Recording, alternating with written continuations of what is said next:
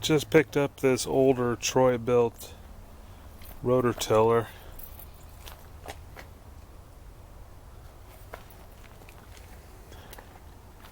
It's kind of in rough condition, at least motor wise, and bad tire.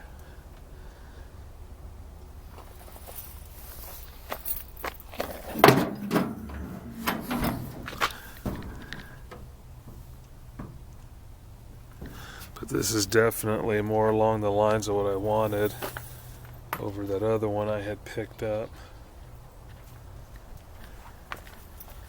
Previous owner said the motor was seized, which it definitely is not moving. But I think it's just weather seized, so I'll have to pull the head off and see what it looks like in there. It's got plenty of oil in it. It also looks like they may have scavenged some parts off of it. Muffler's missing, and you can tell the recoil was off. So either the plug wire is tucked inside, maybe they're trying to unstick it, or they robbed the coil out of it. The rest of the unit looks pretty solid and intact. So even worst case scenario, I could try to dig up a replacement motor for it if I can't free this one up.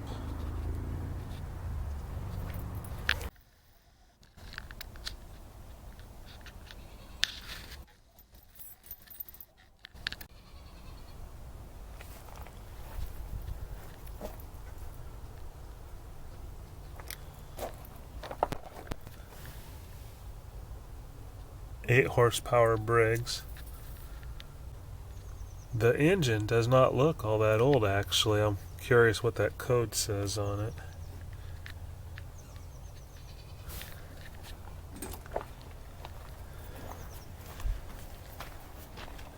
Alright, I'm going to get it offloaded.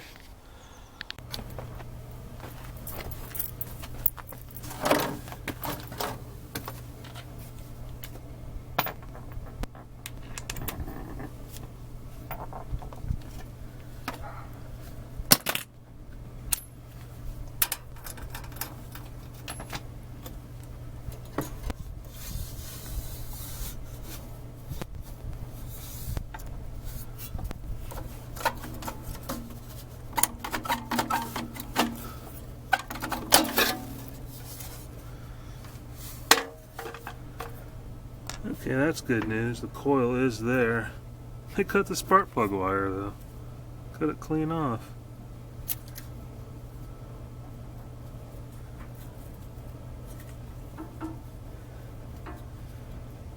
Yeah, that engine's not. That's not bad.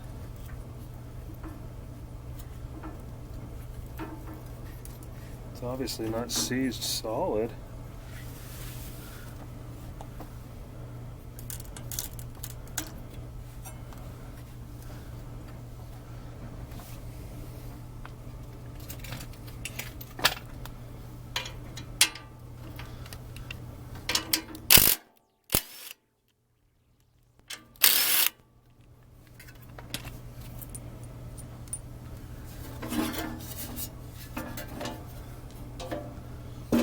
Obviously missing hardware, so somebody has started to work on it, or like I said, just opened it to rob some parts.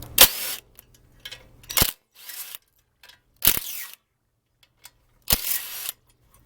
weird they would cut that plug wire off.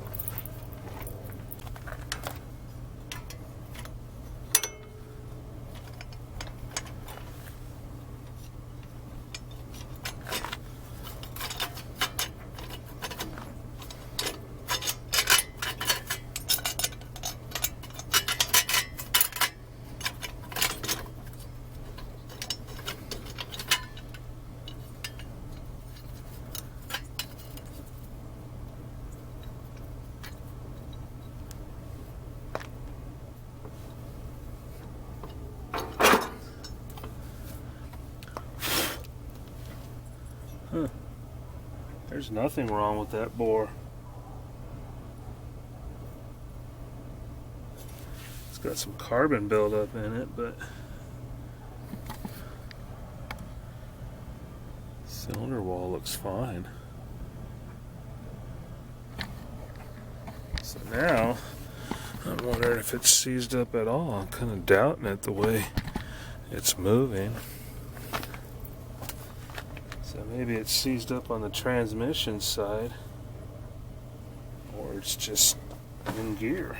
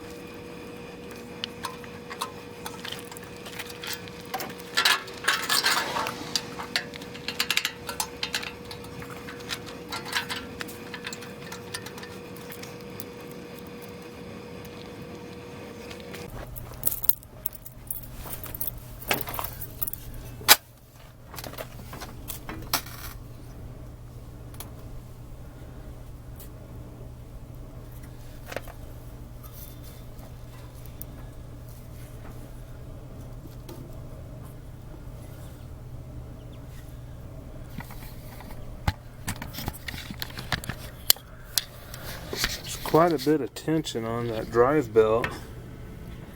The transmission is in neutral. There's a lever here this thing's marked belt adjustment. It looks like you should be able to open that up and pull it past that point, but it's not moving.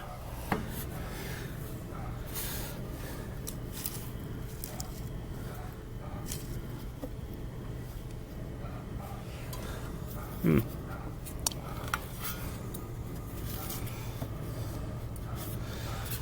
not sure if I'm seeing how that even works. It pivots on the body of the belt housing. It's either pivoting into the transmission or it's performing an operation in the transmission.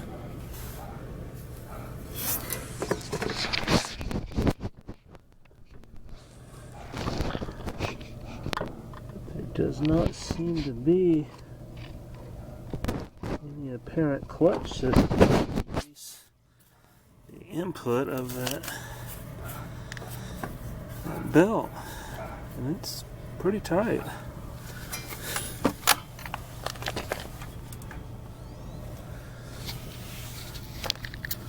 I'll study this for a little bit and get back to you. Okay, I think I partly understand how it works now. This housing here is on a couple of pins that resemble kingpins. So this pivot pushes these pins up and down inside of here. And that's what puts more or less tension on the belt. So now it's a matter of figuring out why it won't let the slack in there. Is it because these pins are stuck, or are these used to lock them in place? Which I could see that. There's one on each side. I could see them locking it into place, but then that means your belt tension would be fixed. Your belt tension would be fixed. So that means you're supposed to be able to start it up with the tension on the belt and turning the transmission while the transmission's in neutral. And problem I see with that is how difficult it is to get the motor to turn while that belt is on.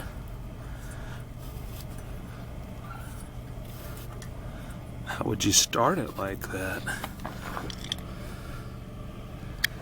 And what is this outside pulley here? It's got rubber on it like a wheel. Does it drive up against that? It almost looks like that. You would just run them up together and bypass the belt altogether.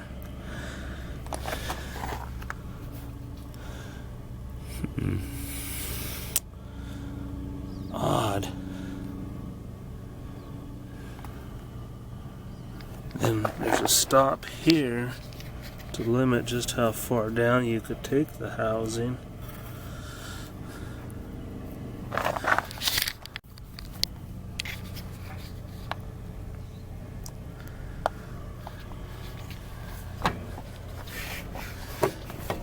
It's just going to be one of those times where you got to dig up the manual.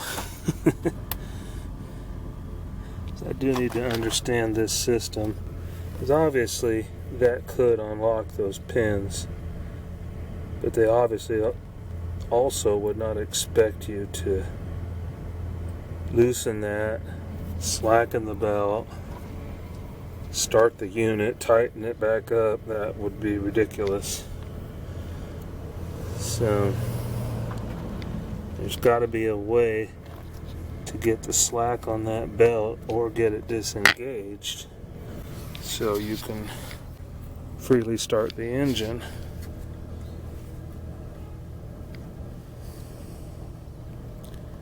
Kind of funny how it's a traditional Briggs & Stratton recoil unit, but they also got the cord pulley on it. Didn't even know they did that anymore. It's plastic too. Oh yeah, the code. Thought I saw it. Oh, here we go.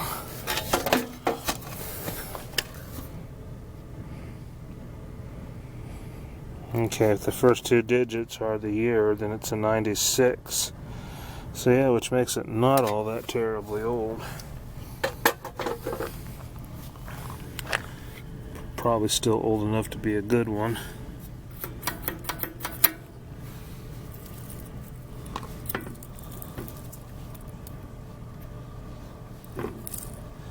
I'm glad they left the carburetor alone.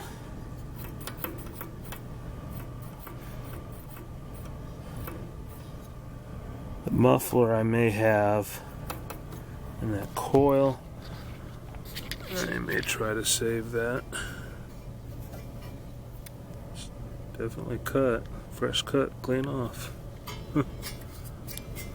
Weird. Anyway, I think I'm going to have to do some research on this system before I can move forward, but at least it does look like the engine's good. Unless that's partially sticking down below. But I don't think so. I think it's right there at the belts, because you can see the pulley trying to spin the belt there.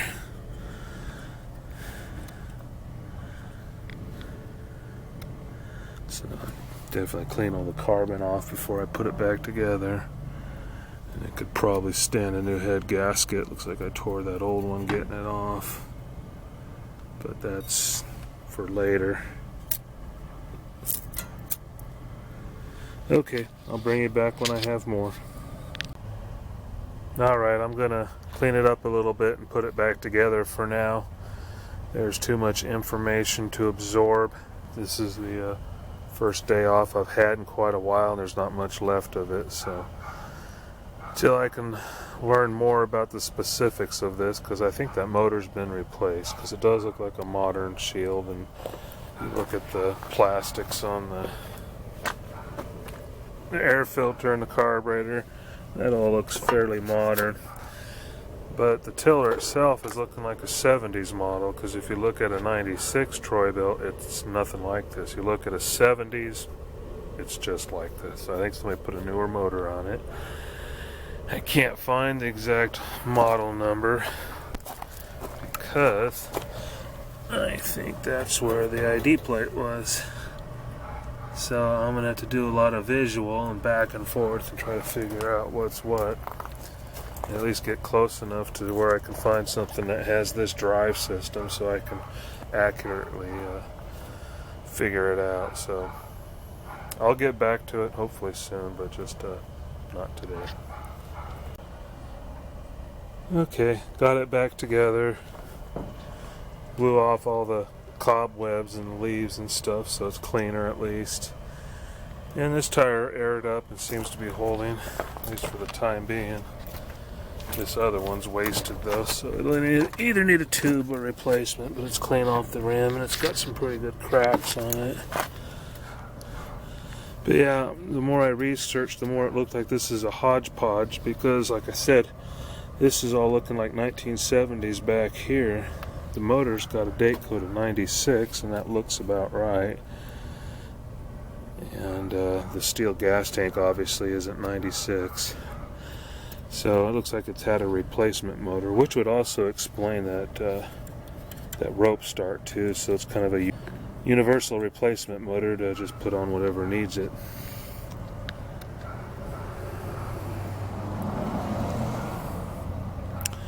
And I did take the coil off so I can try to splice another wire into that one, see if I can save that.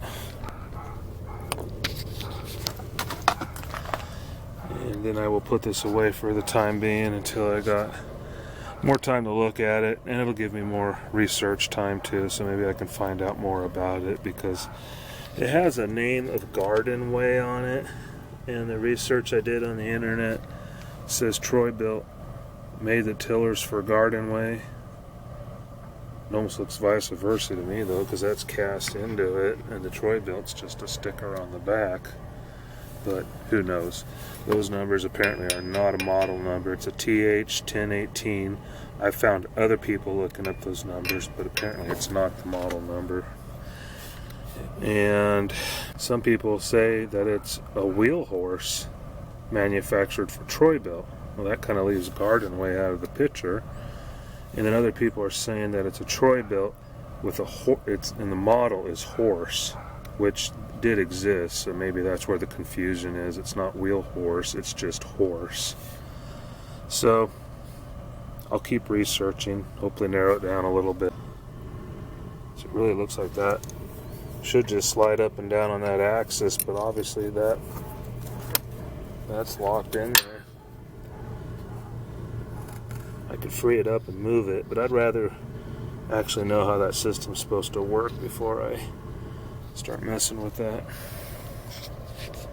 So anyway, now we're done. Thanks for watching.